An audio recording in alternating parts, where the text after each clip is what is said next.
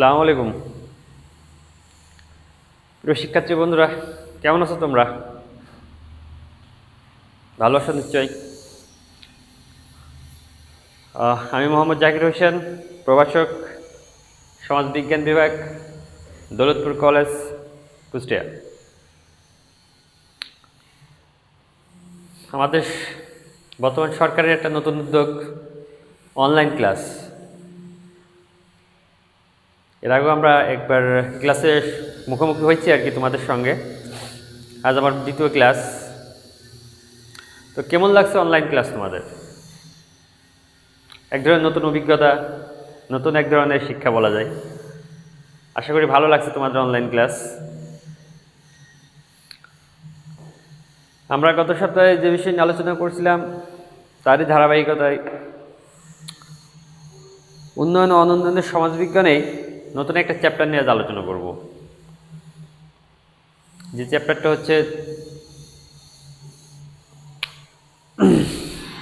হচ্ছে দুর্নীতি ও অনুন্নয়ন।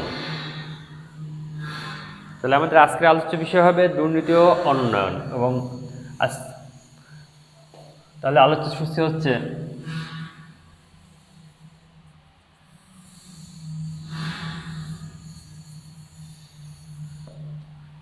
আলোচ্য বিষয় দুর্নীতি ও অনুন্নয়ন।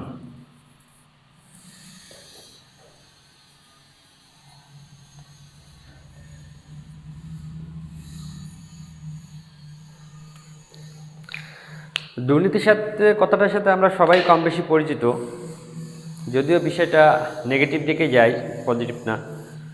দুর্নীতি প্রাচীনকাল থেকে পৃথিবীতে রয়েছে, যদিও মাত্রাভেদে কোথাও কম কোথাও বেশি। আর দুর্নীতির সঙ্গে উন্নয়ন ও অনুন্নয়ন ধারা ওতপ্রোতভাবে জড়িত। আমরা লক্ষ্য করলে দেখতে পাই যে যেসব রাষ্ট্রে দুর্নীতি কম সেসব রাষ্ট্রের অর্থনৈতিক অবস্থা অনেক ভালো, আর যেসব রাষ্ট্রের দুর্নীতি বেশি সেখানকার অর্থনৈতিক অবস্থা অনেকটা খারাপ। তাই দুর্নীতির সঙ্গে উন্নয়ন বা অনুন্নয়ন মিলেমিশে রয়েছে। তাই প্রথমে দুর্নীতি অনুন্নয়নের সাথে যে সম্পর্ক রয়েছে সেটা বিষয়ে আমরা আলোচনা করার পূর্বে আমরা জানব দুর্নীতিটা আসলে কী। দুর্নীতি, দুষ মানে খারাপ, আর নীতি মানে তো যে কোনো ধরনের একটা নিয়ম নীতি বলা চলে। আর এক কথায় দুর্নীতি বলতে নীতিহীন কোনো কাজকে আমরা দুর্নীতি বলবো। আর দুর্নীতির ইংরেজি প্রতিশব্দ হচ্ছে করাপশন। আর দুর্নীতির বিভিন্ন ক্ষেত্র রয়েছে যা আমরা এখন আলোচনা করব। দুর্নীতির ক্ষেত্র,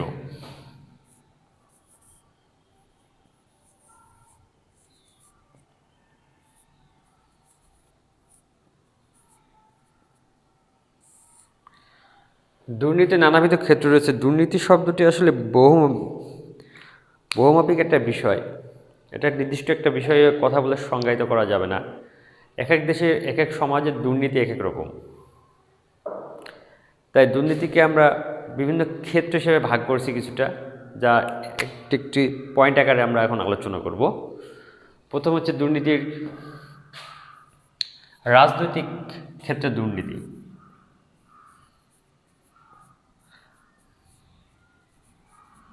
রাজনৈতিক ক্ষেত্রে দুর্নীতি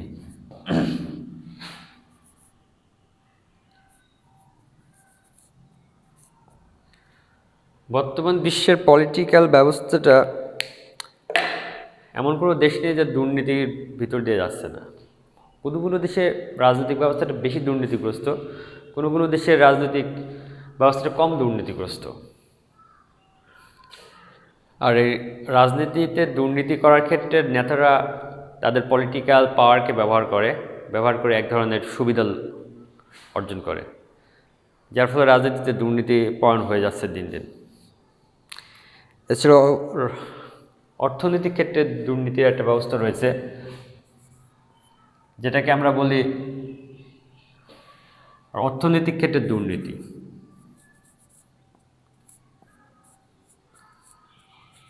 নৈতিক ক্ষেত্রে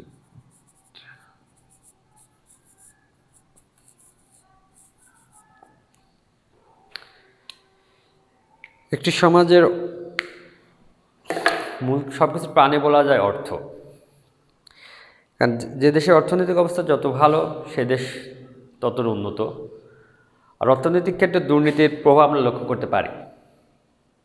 সেক্ষেত্রে দেখা যায় এক ধরনের পণ্য মজুত, চোরা কারবার, মুনাফাখোর, এ ধরনের দুর্নীতি অর্থনীতির ক্ষেত্রে দুর্নীতির মধ্যে পড়ে থাকে। এক্ষেত্রে দেখা যায় যে অনেকেই কালোবাজার ব্যবসায়ীরা পণ্য সিন্ডিকেটের মাধ্যম দিয়ে পণ্যের দাম বাড়াইয়ে দেয়, যেটা নীতিগতভাবে ঠিক নয়। এটা এক ধরনের দুর্নীতি বলা যায়। তারপর অনেক কোম্পানি রয়েছে, তারা একচেটিয়া ব্যবসার মাধ্যমে পণ্যের দাম বাড়াইয়ে দেয়, যার ফলে সাধারণ যারা গ্রহীতা আছে তাদের পক্ষে কষ্ট হয়ে যায় এটা সারভাইভ করার। এটা এক ধরনের নীতিহীন কাজ, যেটাকে আমরা দুর্নীতি বলবো। এছাড়াও রয়েছে দুর্নীতির ক্ষেত্র হিসেবে আমরা বলতে পারি প্রশাসনিক ক্ষেত্র।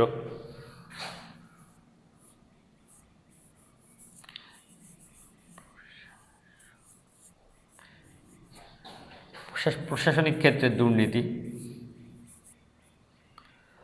বর্তমানে প্রশাসনিক ক্ষেত্রে দুর্নীতিটা ব্যাপক আকার ধারণ করেছে। প্রশাসনের এমন কোনো ক্ষেত্র নেই যেখানে দুর্নীতি নেই। তাই প্রশাসনের প্রত্যেকটা রুদ্রে দুর্নীতি এখন ছড়ায় গেছে। দুর্নীতি করার জন্য প্রশাসনে কে কতটা বেশি করতে পারবে এই নিয়ে এক ধরনের প্রতিযোগিতা চলে আমাদের মাঝে আর কি।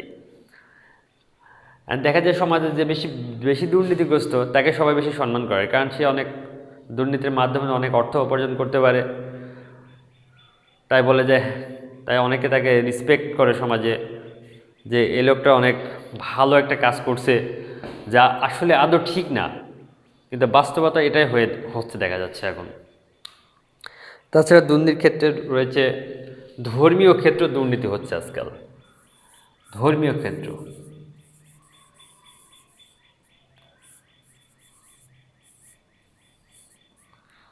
ধর্ম একটা সেন্সিটিভ বিষয়, যেখানে মানুষের বিশ্বাস আঙ্গাঙ্গিকভাবে জড়িত। আর অনেকে আছে এই সুযোগটাকে কাজে লাগায়, ধর্মীয় বিষয়টাকে।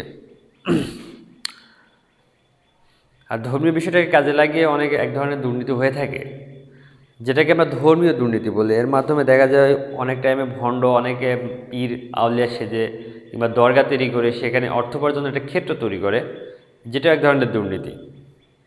এছাড়া দুর্নীতির আরেকটা ক্ষেত্র রয়েছে ব্যক্তি ক্ষেত্রে দুর্নীতি।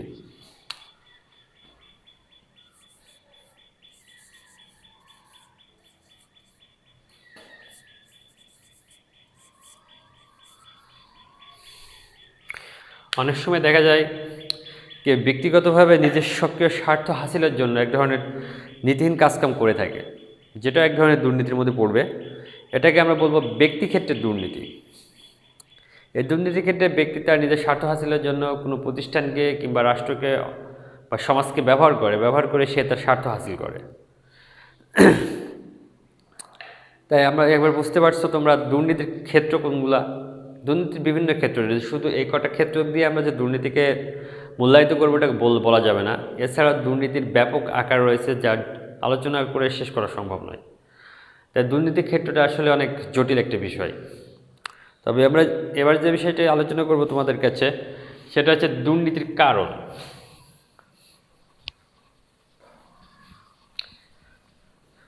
পৃথিবীতে এমন কোনো জিনিস নেই যার পিছনে কোনো কারণ নেই, তেমনি দুর্নীতির পিছনে অনেকগুলো কারণ রয়েছে, সেগুলো আমরা এখন জানবো আর কি।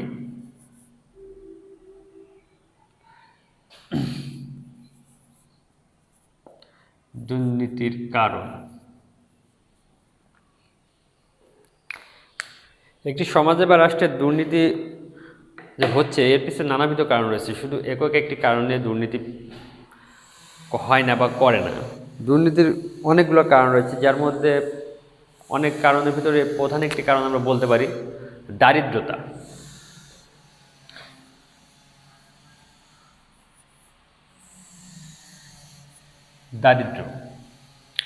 দারিদ্রতা শুধু দুর্নীতির কারণ বলবো না, অনেক সমস্যার মূলে রয়েছে দারিদ্রতা আমাদের।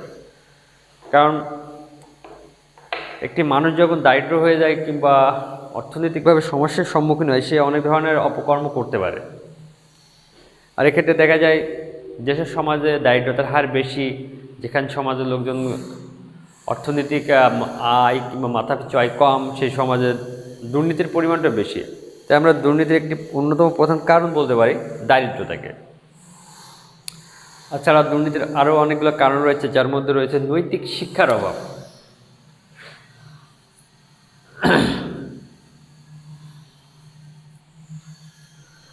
নৈতিক শিক্ষার অভাব। বর্তমান আমাদের যে শিক্ষা ব্যবস্থাটা হয়ে গেছে, এটা হচ্ছে এক ধরনের সার্টিফিকেট অর্জনের শিক্ষা ব্যবস্থা। এখানে নৈতিক শিক্ষার জায়গাটা খুবই কম, যার কারণে আমরা নীতিগত মূল্যবোধের শিক্ষা এখান থেকে পাচ্ছি না। আর নীতিগত মূল্যবোধের শিক্ষা না পাওয়ার কারণে আমাদের নৈতিকতার শিক্ষা এখানে অর্জন হচ্ছে না, যার ফলে আমরা নীতিহীন কাজকাম বেশি করে ফেলছি, যা দুর্নীতিকে প্রশ্রয় দিচ্ছে। এটাও দুর্নীতির অন্যতম কারণ আমরা বলতে পারি। এছাড়াও রয়েছে ব্যক্তি স্বার্থ বা ব্যক্তিকেন্দ্রিক স্বার্থ।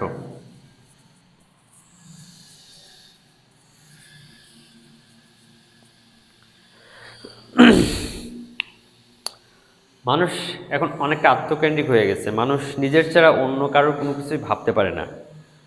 এখন দেশের জন্য, সমাজের জন্য যে মানুষ কোনো কিছু করবে, এটা আসলে কল্পনাই করে না। শুধু চিন্তা করে নিজের কি করব, নিজে একে কীভাবে গুছাবো, এটাই। আর এর ফলে দেখা যায় মানুষ তার ব্যক্তি স্বার্থ হাসিলের জন্য দুর্নীতির প্রতি আকৃষ্ট হয়ে যাচ্ছে, যা দুর্নীতিকে দিন দিন সমাজে আরও বেশি প্রতিষ্ঠিত করছে। তাই ব্যক্তি স্বার্থ দুর্নীতির একটা অন্যতম কারণ আমরা বলতে পারি। এছাড়া রয়েছে মূল্যবোধের অবক্ষয়।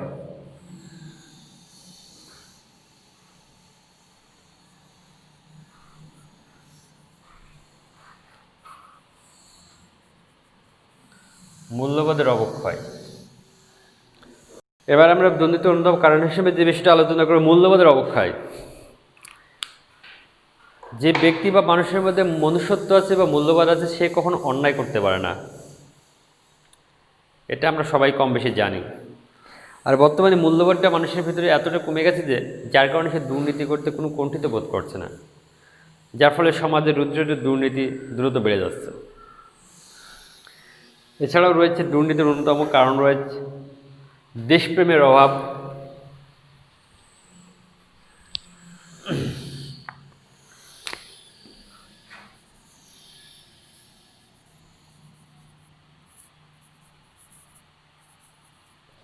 দেশপ্রেমের অভাব।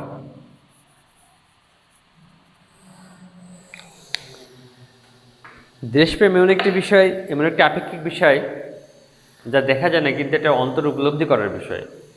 যার ভিতরে দেশপ্রেম রয়েছে, সে কখনো দেশের প্রতি দেশের সাথে বেইমানি করতে পারে না। আর দুর্নীতি এক ধরনের দেশের সঙ্গে বেইমানি করায়। তাই আমাদের দেশপ্রেম কমে যাওয়ার কারণে দুর্নীতি দিন দিন বৃদ্ধি পাচ্ছে। তাই দেশপ্রেমের অভাবে দুর্নীতি হচ্ছে বলা যায়। এছাড়াও রয়েছে দুর্নীতিপরায়ণ নেতৃত্ব। নেতৃত্ব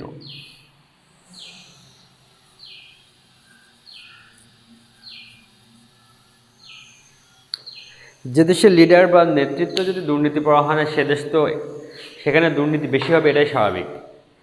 আর বর্তমানে নেতৃত্ব দুর্নীতিপরায়ণগ্রস্ত হয়ে গেছে, যার ফলে দেখা যায় দেশে বা সমাজের দুর্নীতি দিন দিন বৃদ্ধি পাচ্ছে।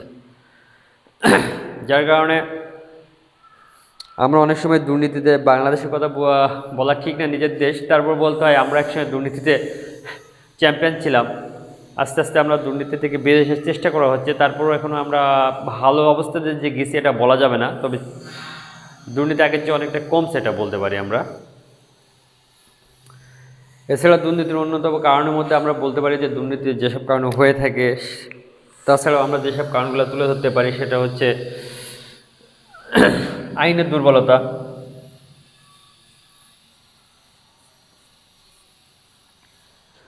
আইনের দুর্বলতা।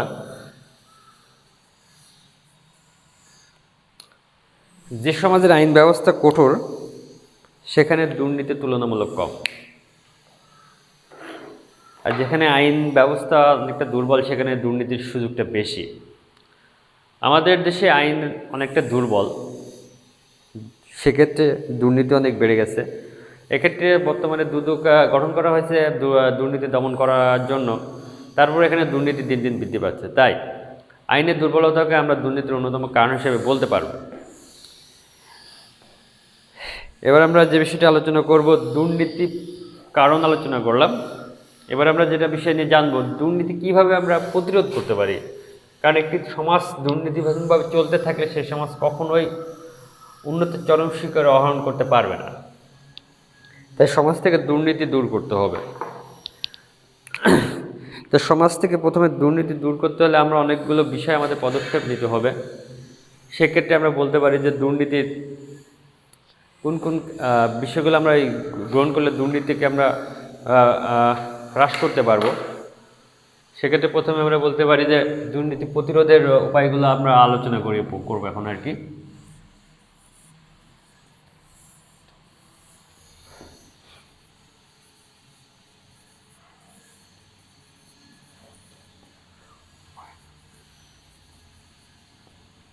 দুর্নীতি প্রতিরোধের উপায় আমরা প্রথমে একটি বিষয় আলোচনা করছি, দুর্নীতির কারণ। সেক্ষেত্রে কিনা দারিদ্রতাকে আমরা প্রধান কারণ হিসেবেই দেখাইছি বলতে পারি।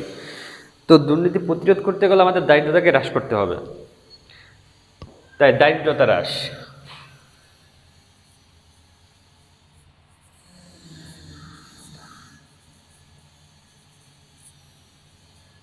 দারিদ্রতা হ্রাস।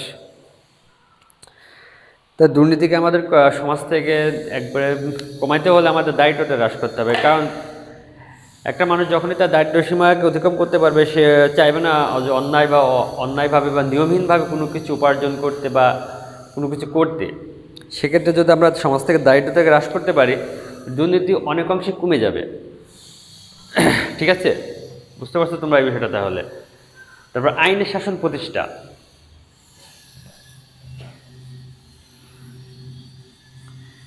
আইনের শাসন প্রতিষ্ঠা, আইনের শাসন। যে সমাজের আইন ব্যবস্থাটা অনেক ভালো, সেখানে কিন্তু দুর্নীতি এমনিতেই কমে যাবে। তাই আমাদের সমাজ থেকে দুর্নীতি কমাতে হলে আইনের শাসন প্রতিষ্ঠা করতে হবে। আইনের শাসনকে আমরা প্রতিষ্ঠিত করতে না পারলে, সুষ্ঠু আইন তৈরি করতে না পারলে আমরা কখনোই সমাজ থেকে দুর্নীতিকে দূর করতে পারবো না। তাই আইনের শাসন আমাদের আগে প্রতিষ্ঠা করতে হবে। তাছাড়া রয়েছে আমাদের মূল্যবোধকে জাগ্রত করতে হবে। তৃতীয় হচ্ছে মূল্যবোধ বা বিবেক। বিবেককে জাগ্রত।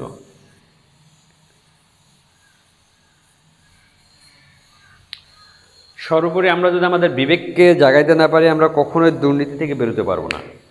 কারণ দুর্নীতি, একজন বিবেকবান ব্যক্তি কখনোই তার দুর্নীতি করতে পারবে না, কারণ তার বিবেককে প্রশ্ন করলে সে ওই জায়গা থেকে সরে আসবে। তাই আমরা যদি আমাদের বিবেককে জাগ্রত করতে পারি, তাহলে আমরা খুব সহজে বলতে পারি যে দুর্নীতিকে আমরা পরাজিত করতে পারবো এবং সমাজকে দুর্নীতি মুক্ত করতে পারবো। তাই তাছাড়া আর কিছু বিষয় রয়েছে, নৈতিক শিক্ষা।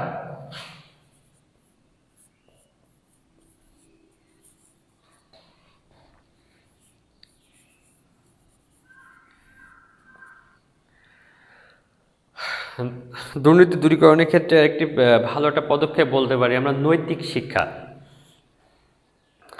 আমাদের শিক্ষা প্রতিষ্ঠানে যে ধরনের শিক্ষা দেওয়া হয়, এই শিক্ষার পাশাপাশি আমরা যদি ছাত্রছাত্রীদের নৈতিক শিক্ষা শিক্ষিত করতে পারি, তাহলে খুব সহজে সমাজ থেকে আমরা দুর্নীতিকে দূর করতে পারবো। কারণ একজন নীতিবান লোক কখনোই দুর্নীতি করবে না, এটা স্বাভাবিক। আর সেক্ষেত্রে যদি আমরা ছোট থেকে সবাইকে নীতিবাক্যের বিষয়গুলো অবগত করতে পারি, তাহলে তারা নীতিবোধ তাদের ভিতরে চলে আসবে। আর সেক্ষেত্রে দুর্নীতিটা তাদের ভিতরে অনেকটা কম আসবে, যার ফলে দেখা যাবে কি একসময় এই নীতি শিক্ষার সুযোগে আমরা সমাজকে দুর্নীতি মুক্ত করতে পারবো। সামাজিক সচেতনতা সৃষ্টি।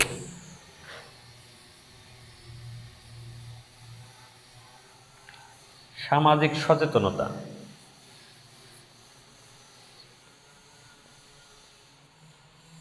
সামাজিক সচেতনতা। সামাজিক সচেতনতার মাধ্যমে দুর্নীতিকে দূর করা সম্ভব। দেখা যায় আমরা যদি সমাজে যারা দুর্নীতিগ্রস্ত ব্যক্তি রয়েছে, আমরা যদি তাদেরকে সমাজ থেকে সবাই যদি ঘৃণার চোখে দেখি, তাহলে দেখা যাবে কি একটা পর্যায়ে যে সে তার নিজেকে উপলব্ধি করতে পারবে। তার ফলে হবে কি, সে দুর্নীতি থেকে আস্তে আস্তে বেরিয়ে আসবে। কারণ সে জানবে যে সমাজের অন্যান্য ব্যক্তিরা তাকে আসলে খুব ভালো চোখে দেখছে না, যার ফলে সমাজের দুর্নীতি অনেক টাইমে করা থেকে সে বিরত থাকবে। এছাড়া রয়েছে কর্মসংস্থান সৃষ্টি।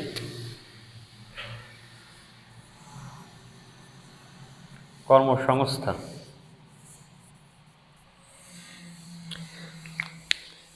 একটা কথা আছে, বেকার মস্তিষ্ক কিন্তু শয়তানের কারখানা। যে বেকার থাকবে তার ভিতরে যত খারাপ মন মানসিকতা আসবে।